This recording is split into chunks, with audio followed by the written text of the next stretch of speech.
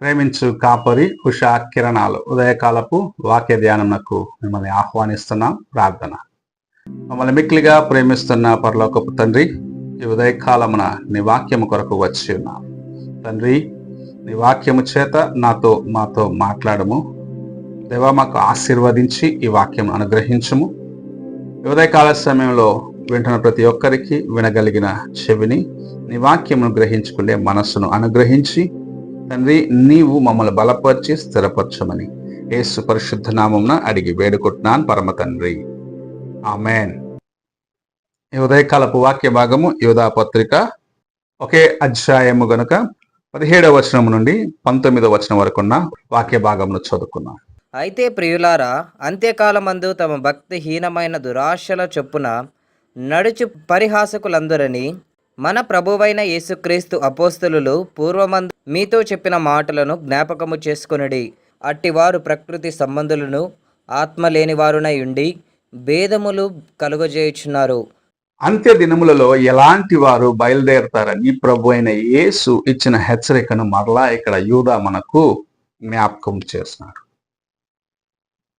తమ యొక్క శరీర కార్యములను బట్టి, శరీర ఆశలను బట్టి, ఇచ్చలను బట్టి నడుచుకునేవారు అనేకులు బయలుదేరి దేవుని మార్గములో నుండి నిన్ను తొలగించేదానికి, ఆయనను దూషించేవారిగా, ఆయనను అవమానపరిచేవారిగా ఉంటూ నిన్ను తప్పుదారి పట్టించేవారిగా అనేకులు బయలుదేరతారు అని దేవుని యొక్క వాక్యం సెలవిస్తుంది. ఇది ఈ దినములో ఎంత సత్యమై ఉన్నది. అనేక మంది బయలుదేరినారు, దేవుని పేరట కూడా బయలుదేరినారు. అనేకులు దేవుని యొక్క పేరట బయలుదేరి విశ్వాసులను సహితము మోసగించేదానికి ప్రయత్నిస్తూ ఉన్నారు. ప్రభు అయిన యేసు తన సేవకుని ద్వారాగా చెప్పిన ఈ మాటలు మనం జ్ఞాపకం చేసుకోవాలి. మనము జాగ్రత్తగా ఉండాలి. ఇతరులు నీ యొద్దకు వచ్చి దేవుని కార్యములు మాట్లాడేటప్పుడు స్తుతిస్తున్నారా, దేవుని గణపరుస్తున్నారా, ఆయన నామాన్ని గణపరుస్తున్నారా అని నీవు పరీక్షించుకోవాలి. కొందరు దేవుని యొక్క పేరట వస్తారు, కరపత్రాలు ఇస్తారు. ఆ కరపత్రాల్లో దేవుని కార్యములను తమకు ఇష్టం వచ్చిన రీతిగా మలుచుకుంటారు.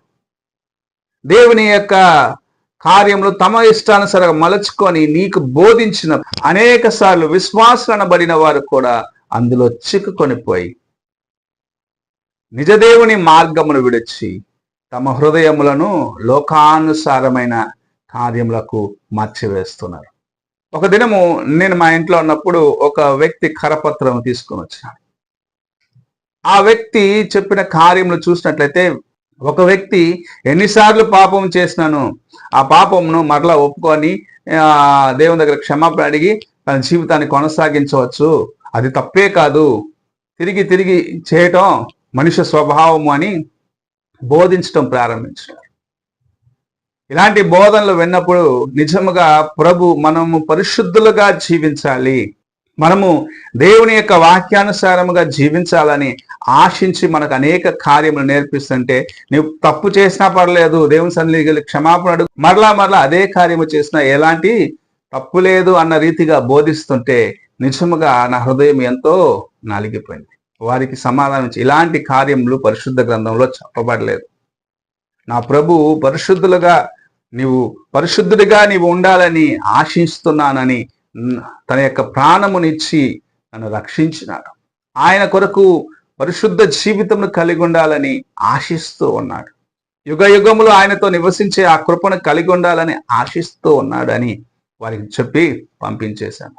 నిజముగా ఈ ఉదయకాల సమయమున ఇలాంటి వారు అనేకులు బయలుదేరినారు, దేవుని పేరటనే బయలుదేరినారు. ఇది సరైన మార్గం కాదు, అది సరైన మార్గం కాదని అలాంటి వారి యొక్క మాటలకు నీవు ఎంత మాత్రము మోసగించబడకుండగా నీ జీవితమును జాగ్రత్తగా కాపాడుకో. అంత్య దినములో ఉన్నవారు అనేకులు నేను ఇలాగ మోసగించి దేవుని యొక్క రాజ్యమునకు నీవు చేరకుండగా నిన్ను వారు దేవునికి దూరము చేస్తాను. మన ప్రభు తాను జీవించిన దినముల్లోనే మత్తయి సువార్తలో చెప్పినాడు, అనేక మంది నా పేరట బయలుదేరి వచ్చి మిమ్మల్ని విశ్వాసములో నుండి తొలగించేదానికి ప్రయత్నిస్తారు. మీ యొక్క విశ్వాస జీవితం నుండి మిమ్మల్ని వేరు చేసేదానికి ప్రయత్నిస్తారని ప్రభు యేసుక్రీస్తు తాను జీవించిన కాలంలోనే చెప్పి వెళ్ళినాడు. ఈ ఉదయ కాలమున నీవు ఇలాంటి శోధనలకు గురి అవుతున్నావేమో, జాగ్రత్తగా ఉండమని ప్రభు హెచ్చరిస్తూ ఉన్నారు. అదే సమయంలో దేవుని యొక్క వాక్యము నీలో నిలిచి ఉన్నట్లయితే, తన యొక్క వాక్యము నీలో నివసించినట్లయితే, నిన్ను శోధించేవారు ఎలాంటి వారు? వారు లోకస్తుల, వారు శరీర సంబంధుల, ప్రకృతి సంబంధుల అని నువ్వు గ్రహించుకొని వారిని నువ్వు ఎదిరించేదానికి ప్రభు నీకు శక్తినిస్తాడు. వారు లోకానుసారమైన కార్యము, ఈ ప్రకృతి సంబంధమైన కార్యములు నీతో మాట్లాడినప్పుడు ఇది దేవుని యొక్క వాక్యానుసారమైన కార్యము కాదు అని నీవు వారితో మాట్లాడగలవు.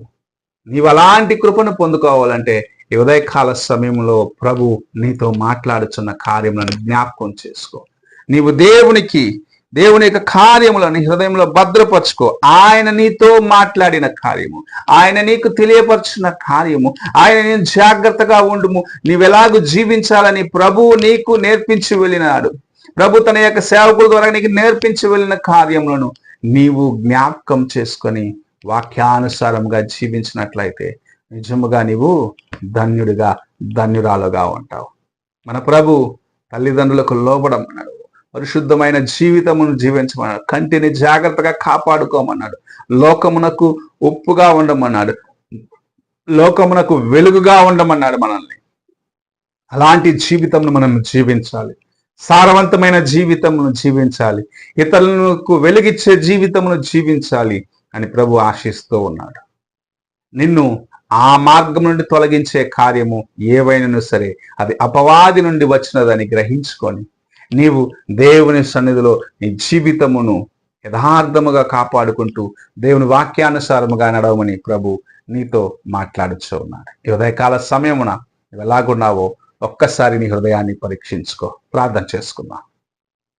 మమ్మల్ని మిక్కిలిగా ప్రేమిస్తున్న పరలోకపు తండ్రి, ఈ ఉదయకాలంన మీరు ఇచ్చిన ఈ కొద్ది మాటలను బట్టి వందనాలు చెల్లించుకుంటున్నాం.